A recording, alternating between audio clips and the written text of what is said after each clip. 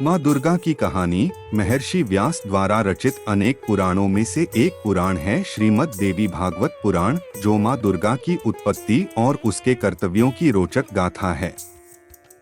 इसमें बताया गया है कि एक समय सृष्टि पर महिषासुर नाम का एक राक्षस था, जिसका आधा शरीर असुर जैसा और आधा भैंस जैसा था। उसने कठोर तपस्या करके ब्रह्मा जी से यह वरदान पा लिया कि कोई भी देव, दैत्य या मानव उसे मार नहीं सके, कोई स्त्री ही उसे मारे। उसे यह भ्रम था कि जो स्वयं अबला है वह मुझे मारने में समर्थ कैसे हो सकेगी। एक दुर्गा अर्थात दुर्गुण नाशिनी अमर होने के अहंकार में आकर उसने देवताओं को सताना प्रारंभ कर दिया। सभी देवताएं दया की गुहार लेकर ब्रह्मा जी के पास पहुँचे। ब्रह्मा जी, शंकर जी तथा विष्णु जी के पास पहुँचे। विष्णु जी की राय से सभी देवताओं के सम्मिलित तेज से एक नारी रत्न की उत्पत्ति हुई, जिसे नाम मिला दुर्गा। दुर्गा अर्थात यज्ञ रूपी दुर्ग की रक्षा करने वाली, दुर्गुणों का नाश करने वाली, दुर्गम कार्यों को सरल करने वाली तथा दुर्गति नाश करने वाली। दो असुरों से देवी का युद्ध। सभी देवताओं ने देवी को अलग अलग आयुध प्रदान किए और आभूषणों से भी अलंकृत किया। जब वे सज-धज कर विराजमान हुई तो त्रिलोकी को मुग्ध करने वाले उनके दिव्य दर्शन पाकर देवताएं उनकी स्तुति करने में संलग्न हो गए। अजन्मी भगवती ने तभी अपने मुख से वाणी निकाली, जिसे सुन महिषासुर का सिंहासन हिलने लगा। उसने अपने असुर साथियों को इस आवाज का पता लगाने भेजा। 3 जब उन असुरों ने बताया कि यह आवाज एक सुंदरी देवी की है, तो उसने विवाह का प्रस्ताव देकर अपने असुरों को देवी के पास भेजा। देवी के विवाह से मना करने पर उन्होंने देवी से युद्ध किया और मारे गए। वे असुर देवी को महिषासुर की सेवा करने के लिए मनाते रहे, उसके रूप की महिमा करते रहे, परंतु मनाकर देवी ने एक एक कर उन सभी को मौत के घाट उतार दिया। 4 देवी के कर्तव्य की यादगार नवरात्रे। इसके बाद महिषासुर स्वयं आया और देवी के साथ बड़ी लुभावनी बातें करने लगा, परंतु देवी ने उसे युद्ध के लिए ललकारा और वह भी मारा गया। इन असुरों से युद्ध करते करते 9 दिन बीत गए, इसलिए भक्ति मार्ग में नवरात्रों का त्योहार इसी कर्तव्य की याद में बड़ी धूमधाम से मनाया जाता है। कहा गया है कि कलयुग का नाश माँ दुर्गा ने किया। कलयुग नाश का अर्थ है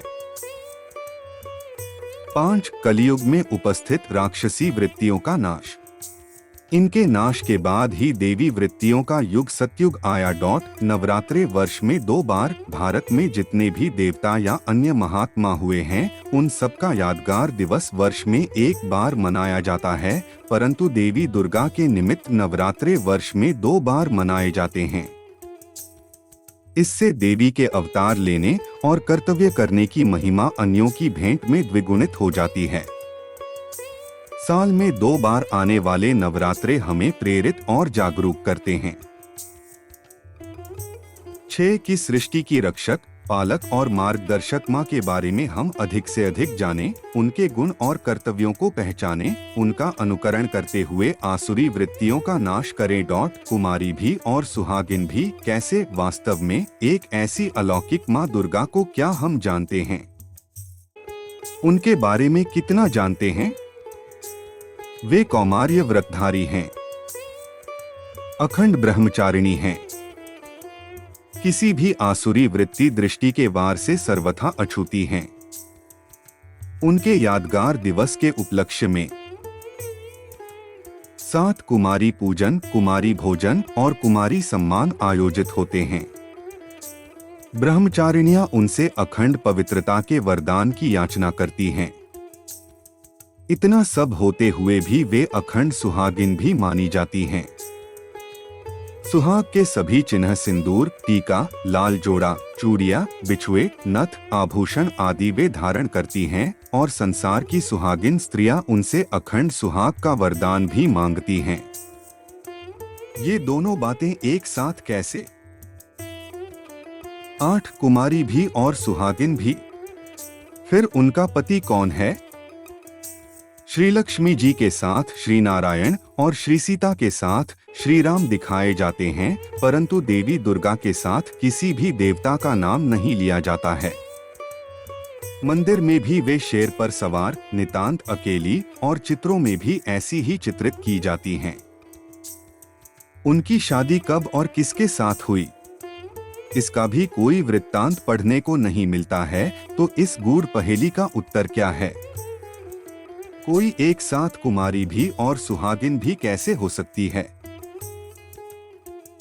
10 ब्रह्मा बाबा के वृद्ध तन में बैठकर जब वे ज्ञान गंगा बहाने लगते हैं, तो आसुरी वृत्तियों से आहत अनेक नर नारी उनकी शरण लेने लगते हैं और जीवन को निर्विकार बना लेते हैं।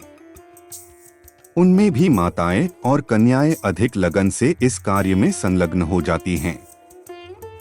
कन्याएं आजीवन ब्रह्मचर्य व्रत की दृढ़ प्रतिज्ञा लेकर भगवान शिव को ही अपना पति मानकर उन पर न्यौछावर हो जाती हैं। 11 विकारों से आच्छादित कलियुग रूपी घोर रात्रि में ये कन्याएं कामक्रोध आदि असुरों को संसार से समाप्त करने और शांति, प्रेम, भाईचारा स्थापन करने में निरंतर युद्धरत रहती हैं।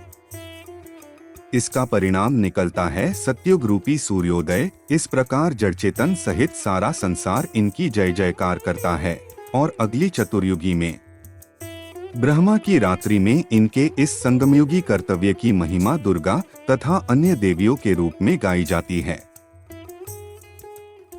12 कालों के काल महाकाल का वरण ये ब्रह्मा कुमारी कन्याएं जो अपनी सर्वलौकिक पहचान मिटाकर आत्मरूप स्वीकार कर विश्व सेवा में रत हो जाती हैं। अखंड ब्रह्मचारिणी भी हैं, परंतु साथ साथ कालों के काल महाकाल शिव का वरण करके अखंड सौभाग्यवती और सुहाग भाग्य का दान करने वाली भी बन जाती हैं।